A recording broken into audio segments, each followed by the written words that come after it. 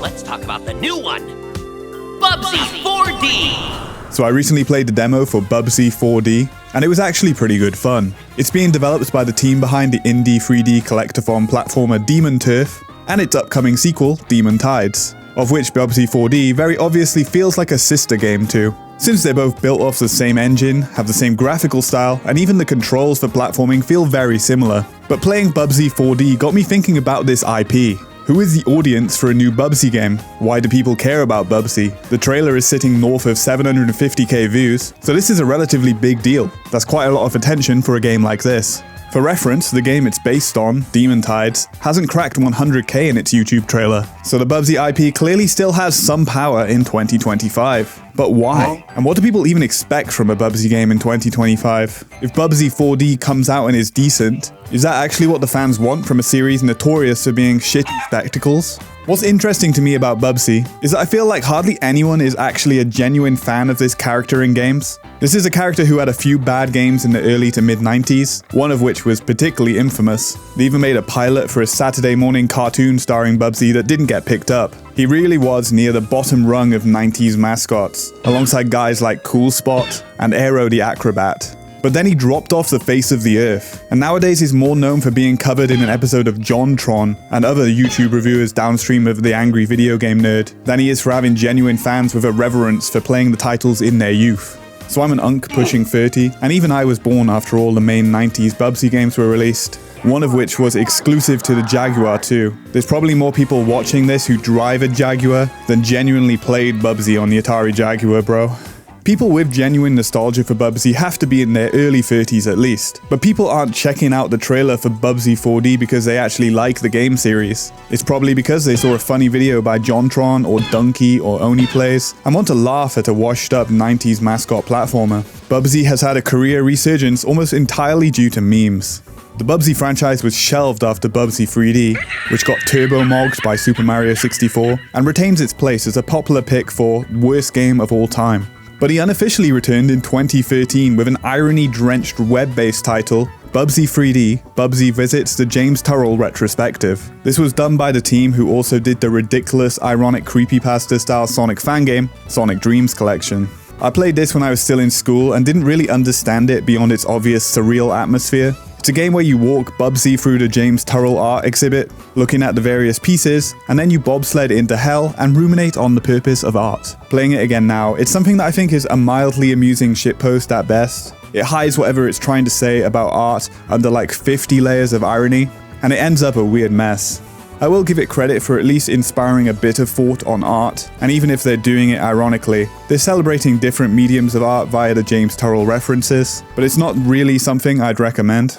But the use of Bubsy here cemented his place in culture, an icon to represent the most artless and bottom-of-the-barrel video games. This browser game, as well as constant YouTube attention, probably set the tone for Bubsy as the ironic shitpost game franchise. It became something primarily to laugh at, which made it all the stranger when he did return officially in 2017, seemingly out of nowhere with a sequel on Windows and PS4 called The Woolies Strike Back. It was also quite bad, keeping in theme for the franchise. It takes like 1 hour to beat too, a pretty much worthless title.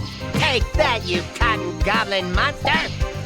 Then came an ugly auto-scroller by the Bit Trip devs in 2019, which also wasn't really received well. Why attach the Bubsy IP to your auto-runner when you already have the Bit Trip IP? What was the appeal of using the Bubsy IP here?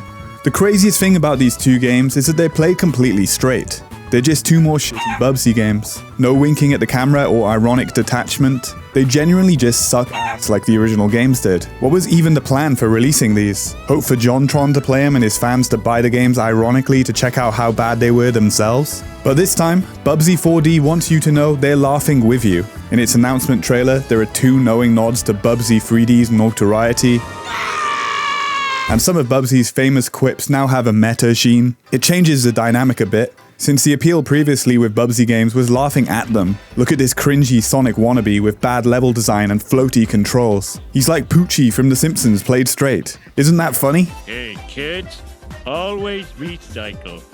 To the extreme! And it is kind of funny actually. The Bubsy games are a huge curiosity because of this, especially Bubsy 3D, which is basically an ancient artifact at this point, the holy grail of poor decisions in game design, the yin to Mario 64's yang. So is it even an appeal to a Bubsy game coming out and it being good? On a basic level, there obviously is, since the more good games the better. But a likely scenario where this game comes out and is pretty decent or just okay probably doesn't appeal in the same way that a Bubsy game dropping and truly stinking does. It's not as good of a prospect for YouTubers who will end up making their vid just saying over and over, wow, they really did it. They finally made a Bubsy game that doesn't suck. Bubsy 4D seems like a layup for everyone to make the same memes about. Okay, but why is this Bubsy game actually good though, lol?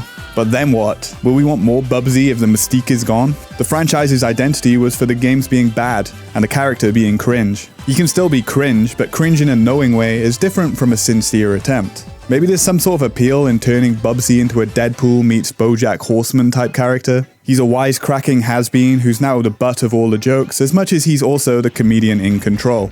He can make lame one-liners still, only this time his young nephew and niece will not hesitate to tell him how cringe he is. Playing the demo, I did like the direction to shift Bubsy into now being a cool uncle, trying his best to appeal to the youth. He's got substitute teacher energy in this, and so it makes his dynamic with the extended cast have potential to be amusing. It does leave some room for maybe a bit of genuine introspection for the character too. Perhaps the team behind the game could aim to explore the idea of reviving a washed-up star who wasn't even good in his heyday in some detail. There's definitely potential in that to boost the game's standing beyond just being a decent platformer. If it had some thoughtful material about reboot, sequel, and IP-dominated pop culture. I saw a tweet about Bubsy 4D that suggested a different direction it could have gone in, which would have made it funnier, which I agreed with. So like this idea of playing Bubsy 4D completely straight as a fan service heavy 30th entry in a made up series. Imagining this alternate world where Bubsy had as much success as Sonic and Mario. That could be pretty funny, but I'm not sure of the mileage this premise could have over a full game. I also have a personal theory that this game might actually be partially a way of getting more eyes onto Demon Tides. When Bubsy 4D comes out and people play it and say, hey, that was okay, well, you can get more and with a larger, more impressive scope in Demon Tides, which has open world elements and a really cool Wind Waker style pirate theme. In the end, Bubsy 4D is a sign of the times, digging up an IP that nobody really cares about and applying an ironic, postmodern sheen gets you 7 times the amount of attention as something more original does.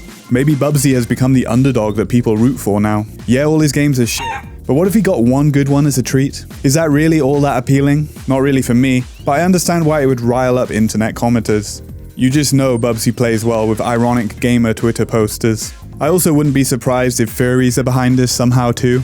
It's a cruel world where Bubsy can be ironically memed into getting a new title, but series with genuine fans like Spyro the Dragon or Banjo-Kazooie can't get a crumb. Bubsy 4D will probably be good if the demo is anything to go by, but it's a game that might end up shackled by its baggage to a series of games people mostly know for being terrible. As a 3D platformer simp though, you know I'll still play it.